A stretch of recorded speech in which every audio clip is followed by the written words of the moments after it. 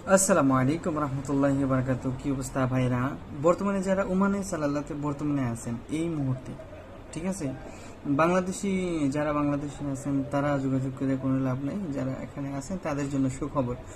এই মুহূর্তে খবর পাইছি হচ্ছে বারিস্তার একজন বা দুইজন কাজের লোক লাগবে দোফার ইউনিভার্সিটিতে।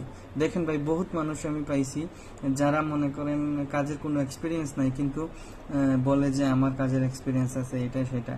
আমি একটা নাম্বার দিব, নাম্বারে যোগাযোগ করবেন, আপনার সিভি জমা দিবেন, কাজের যোগ্যতা অনুযায়ী তারা নিবে। 10 ঘন্টার ডিউটি আছে, শুক্রবার শনিবার বন্ধ আছে, ভালো স্যালারি আছে। যোগাযোগ করবেন, আপনার A to Z আপনি জেনে নেবেন, ঠিক আছে। দোফার ইউনিভার্সিটিতে বারিস্তা কাজের লোক লাগবে, ঠিক আছে। আমি আপনার এখনই নাম্বার দিতেছি। নাম্বারটা হচ্ছে, নোট করবেন, আমি স্ক্রিনে লিখে দিতেছি, ওকে লিখে দিতেছি।